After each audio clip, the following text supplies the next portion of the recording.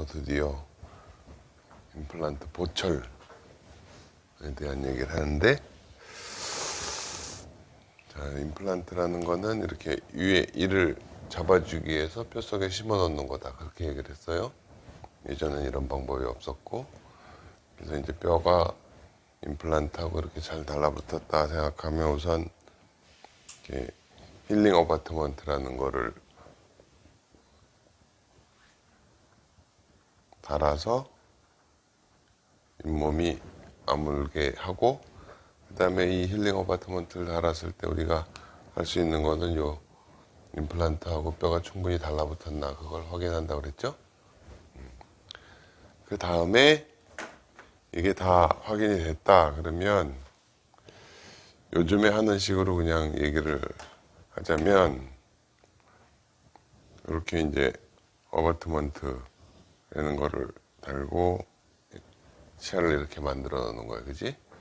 근데 잘 보세요. 우리가 어떤 거는 다 마찬가지인데 제일 여러분한테 중요한 게 뭐라고 그랬어요? 임플란트의 플랫폼이라는 거하고 어바트먼트하고 이렇게 딱 맞는 게 중요하다고 그랬지, 그지?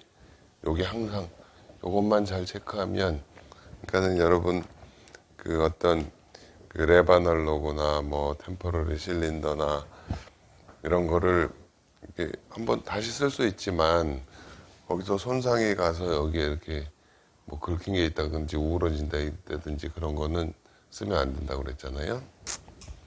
요게 딱 맞아야 되는 거는 어디나 다 마찬가지예요. 어떤 기계적인 결합을 하는 데는 다 마찬가지라고. 그래서 이렇게 이제 일을 하는데, 일반 보철하고 임플란트 보철하고 조금 다른 점이 있어. 뭐 다르지만 사실 우리가 시술을 할 때는 별 차이 없이 시술을 하는데, 어쨌든 좀 기본적으로 알아둬야 되는 게 있어서 얘기를 우선 좀 하고 실질적인 거에 갈 거예요. 임플란트가 이렇게 이제 뼈에 달라붙어 있고, 여기는 치아에다가 이렇게 씌운 거고, 여기다가 이제 이를 만들 거잖아, 그지? 그러면 여러 가지로 뭐가 다른가? 우선 임플란트하고 이 치아하고는 뼈에 달라붙어 있는 방식이 다르다. 뼈에 달라붙어 있는 방식이 다르고, 그 다음에 이 뼈에 달라붙어 있는 방식이 달라서 여기 힘이 가해지고 어쩌고 할 때 자연 치아는 이 뼈 속에서 어느 정도 이렇게 자리가 움직여진다거나 그럴 수가 있어요.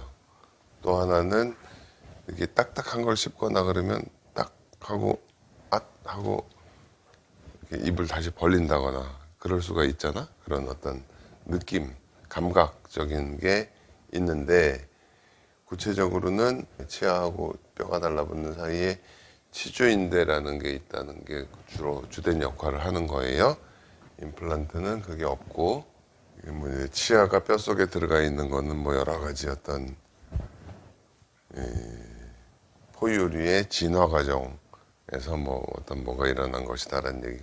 치주인대의 기능, 뭐 충격을 흡수하고 이렇게 감각을 느낄 수도 있고, 그다음에 여기 봐요. 뼈가 이렇게 있는데 우리가 교정이라는 걸 하잖아. 교정을 하잖아요.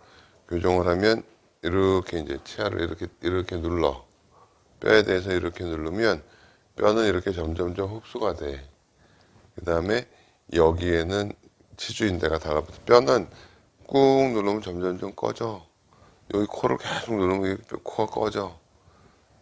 그다음에 이제 뼈를 이렇게 당기잖아. 그러면 뼈가 이렇게 늘어나.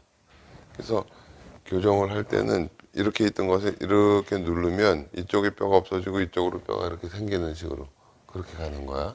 적당한 힘을 가했을 때. 뭐 늘 임플란트를 할 때 하는 얘기지만, 이게 뼈하고 임플란트가 달라붙는 것, 뼈하고 치아의 뿌리가 달라붙는 것이 이렇게 다르다. 뼈하고 치아 뿌리 사이에는 이렇게 치주인대라는 게 매달려 있는데, 그거는요 치아 뿌리에 시멘텀이라는 조직에 이렇게 묻혀 있는 거예요.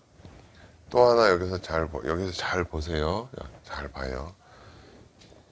이 잇몸이 여기 뼈 위에도 이렇게 좀 있는데, 그 잇몸이 치아에는 이렇게 또 가서 박혀 있어. 그러니까는 여기 칫솔질 한다고 할 때도 잇몸이 이렇게 움직일 수 있는 게 한계가 있어요. 그래서 우리가 치주낭 측정을 할 때는 여기까지 재는 거예요. 여기까지. 그죠? 여기까지. 여기까지 이렇게. 여기까지 들어가는 게 아니야. 근데 임플란트는 여기 이렇게 달라붙어 있는 게 없어. 그냥 잇몸이 가까이 가 있는 것 뿐이야. 그러니까 쑥 집어넣으면 여기까지도 이렇게 들어갈 수가 있어. 이게 좀 깊어진다고. 그러니까 잘 닦을 수 있게 그렇게 구조를 항상 만들어줘야 되는 거죠. 그러니까 우리가 뭐죠? 그 밑에 하이브리드 덴처를 할 때도 자꾸 닦을 수 있는 형태를 만들려고 그랬잖아. 그렇게 좀 다르다는 거. 근본적으로 치주인대가 있고 없고의 차이. 그래서 이거는 약간 틀려져도 이게 약간 이렇게 움직일 수 있는 여지가 좀 있는데 이건 전혀 움직이지 못해. 그러니까 좀 더 정확하게 맞춰야 되겠죠.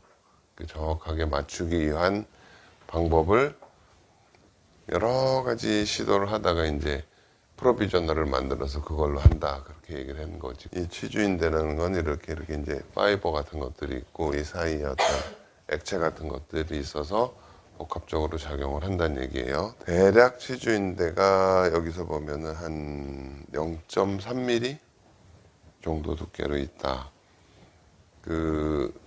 이게 생각해봐. 우리가 이렇게 다친다든지 그러면 이가 쏙 빠져버리잖아. 그지? 이가 쏙 빠져. 그러면 치아 뿌리하고 뼈하고 딱 붙어 있다 그러면 이것만 쏙 빠지지 못하겠지. 뼈도 달라붙어서 나오든지 뭐 뼈가 깨지든지 그렇게 나오는데 이게 이를 뺄 때 보면 그렇지가 않아요. 그러니까 요 치주인대만 싹 끊어지면 그냥 근데 치주인대는 별로 그렇게 세지는 않아. 이를 잡아서 쏙 빼면 쏙 다 끊어지잖아. 그런 정도고 그 다음에 기능 이렇게 감각을 느낄 수도 있고 감각이라는 거는 이런 얘기를 해요. 여기를 잘 보세요. 근데 우리가 이제 이가 있어. 눈을 감고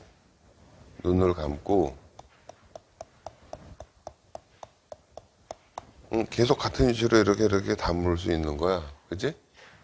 그런데 어떻게 이게 되지? 이 공간적인 위치를 느낄 수 있는 게 이 치주인대에 많이 있다라고 보는 거예요. 이가 다 빠져가지고 임플란트를 전체를 해도 또 이렇게 되긴 하지, 그지?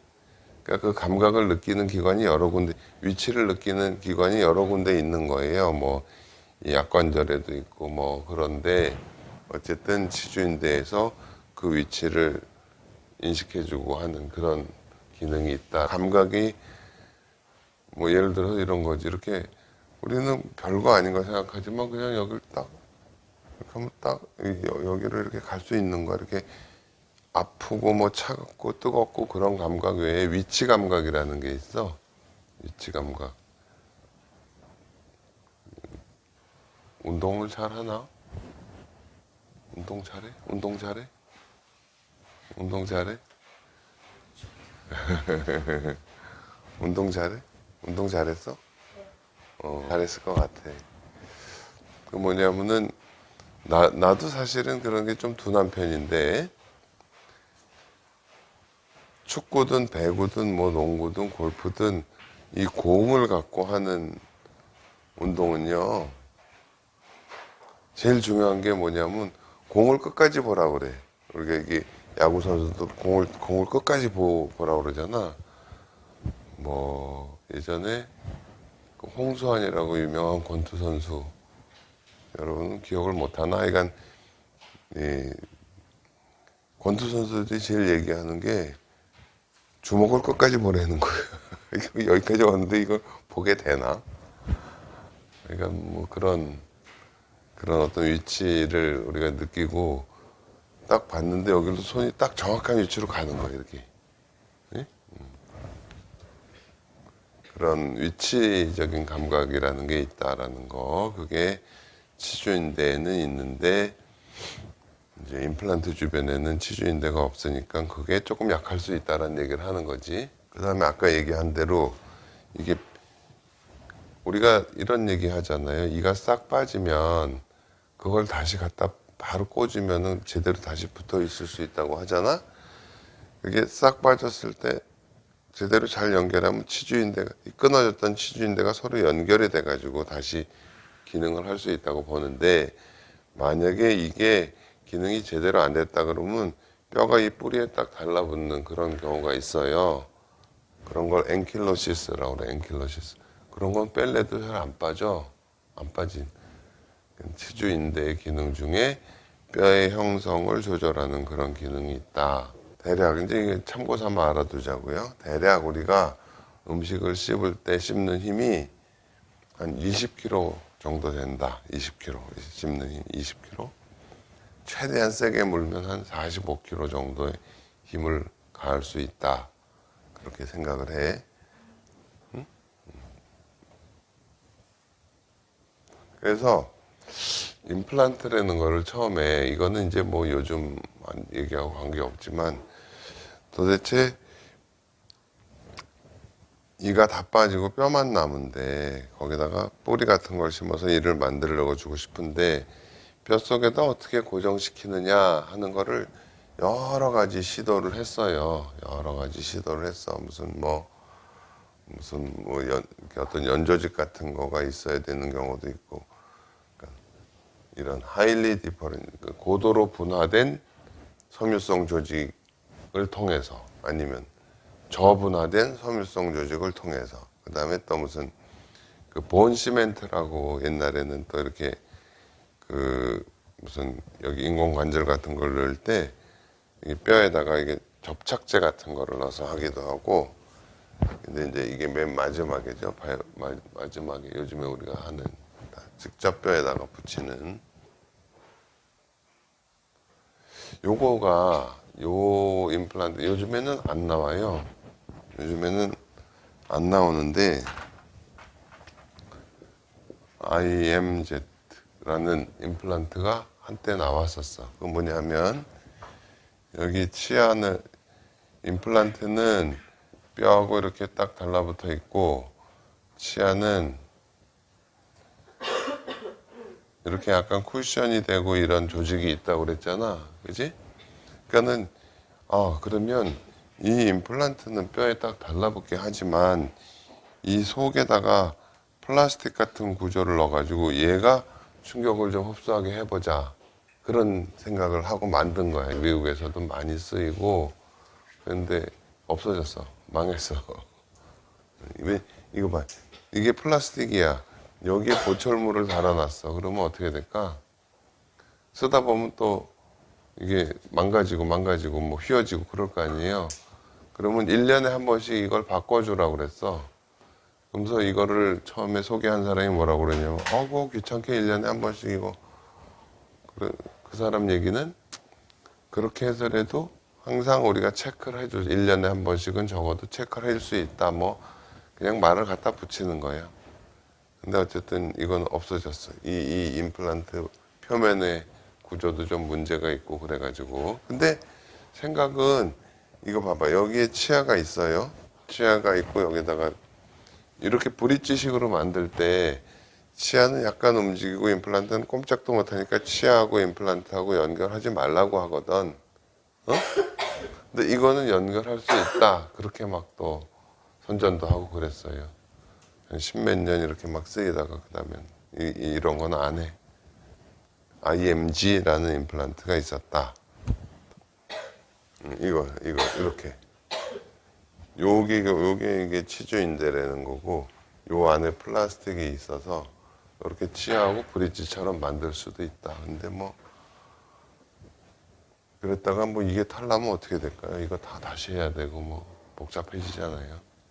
항상 치아는 치아대로, 임플란트는 임플란트대로 한. 근데 그것도 그냥 임플란트만 단독으로 왜 이렇게 했냐면, 임플란트가 약하기 때문에 치아에 좀 의지를 해야 된다라고 생각을 했어요, 처음엔. 근데 점점 임플란트 단독으로 써도 상관없나, 계속 해보니까 이상 없더라. 그래서 이제는 이렇게 안 하는 거예요. 이런 거는 없다. 이런 거는 아직 이렇게 뭐 임플란트 주변에도 무슨 치주인대 같은 게 생길 수도 있다라고 생각을 해본 적도 있는데 이런 건 아직 보고된 바가 없다는 거고, 그 다음에 이게 이제 내가 1989년도인가 처음 임플란트 심었던 부분은 이렇게 임플란트가 뼛속에 들어가면 항상 임플란트의 핵심은 면역이라고 그랬잖아요. 면역. 그지? 면역. 임플란트가 뼛속에 들어가면 이게 이물질이기 때문에 이 이물질하고 신체 내하고는 이렇게 뺑 둘러싼 어떤 섬유 조직 같은 게 생긴다고요. 그냥 이물질이 싫어. 그러고 이렇게 딱 차단하는 막이 생기는 거야. 요 임플란트예요. 내가 내 인생 최초로 심은 임플란트가 이거야. 근데 이 주변에 이렇게 얇은 그런 섬유성 조직 같은 게 생겨서 이게 조금 충격을 받아줄 수 있다. 그래가지고 또 이거를 주장하는 사람들은 슈도 페리오돈티움이라고 얘기를 했어. 슈도라는 거는 가짜란 얘기야, 가짜. 그러니까 가짜 치주인대 같은 게 생긴다는 거지. 그냥 어떤 자기가 개발해가지고 이렇게 그걸 활용하는 거에 대해서 그냥 억지로 갖다 이론을 만들어 붙이는 건데 이것도 이제 아니다라고 얘기가 된 거예요. 이 환자분을 여기에 이렇게 신경이 이렇게 있는데 나중에 어떻게 이제 이분이 날 찾아오셔서 확인을 해보니까 이 임플란트가 점점 더 눌려 들어가고 있었어. 여기 이렇게 쑥 들어가 버려. 여기 있는 뿌리는 다 망가지고. 예전엔 이렇게 또 많이 했어요. 근데 한 90년, 1990년대 뭐 미국에 학교에 갔을 때 계속 이것만 얘기를 많이 하고 있었어. 그때까지만 해도. 그러니까 지금이 2020년, 한 30년 지나는 사이에 뭐 완전히 달라진 거죠.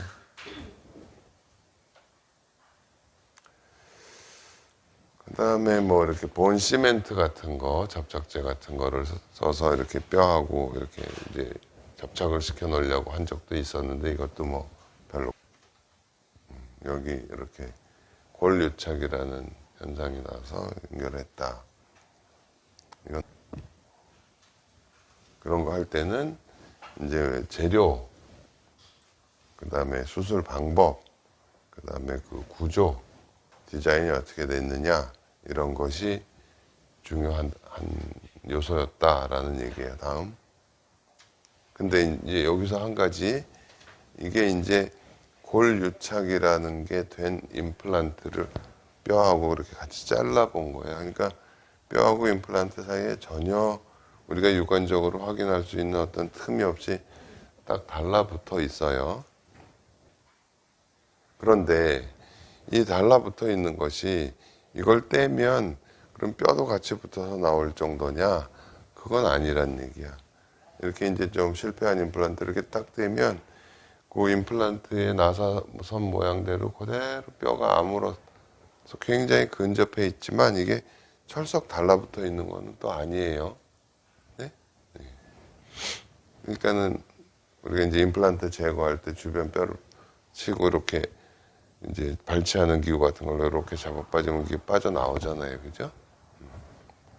그러니까는 왜 얘기냐면 골유착이라는 거를 정확하게 알아야 그걸 이용해서 우리가 뭐 보초를 만들든지 할 때 어떤 사항을 주의해야 된다는 걸 안다는 거지. 그래서 이제 처음에 할 때 이거는 뭐 픽업 아니지. 트랜스퍼 타입 임프레션 코핑 내지는 테이퍼드 임프레션. 근데 임프레션 코핑 이런 형태가 더 낫다고 그랬죠. 그래서 임플란트에다 이렇게 연결을 해가지고 인상을 이렇게 임프레션 코핑을 꽂아서 여기가 잘 맞나 확인하라고 그랬고, 그래서 알지네이트를 빼낸 다음에 요 임프레션 코핑을 여기다 이렇게 꽂고 그 다음에 레바널록을 연결하는 건데, 근데 여기다 임프레션 코핑을 꽂고 레바널록을 연결하면 속에서 도니까 아예 레바널록을 연결해가지고 여기다 꽂고 그 다음에 이제 여기다 뭐 스톤을 복구해서 만드는 거죠. 다음에는 뭐 이렇게 보철을 할 때 이거는 전혀 움직일 수 없다고 그랬잖아, 그지? 그럼 이렇게 묶어서 놓으려면 이게 정확하게 양쪽이 두 개가 딱 맞아야 되잖아. 그러면 여기에다가 나사를 하나만 조여도 여기에 전혀 틈이 없이 맞아야 된다고. 그걸 원스크루 테스트라고 그런다 그랬죠? 이렇게 요 바닥면하고 임플란트의 이 플랫폼하고 정확하게 딱 들어맞게 하는 이게 관건이에요. 임플란트 암만 잘 만들어도 여기서 틀리면 자꾸 망가지는 거예요. 뭐 이렇게 네 개를 이 당시에는 이걸 하나로 딱 캐스팅을 해서 만들어서 이렇게 맞을 정도로 하려면 캐스팅 실력이 대단해야 되지. 뭐 하나짜리도 있고.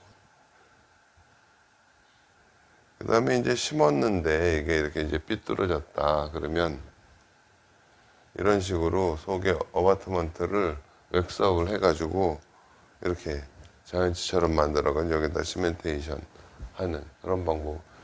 근데 항상 이렇게 하려면 이거는 각자 다 반드시 헥스 타입을 써야 되는 거예요. 예?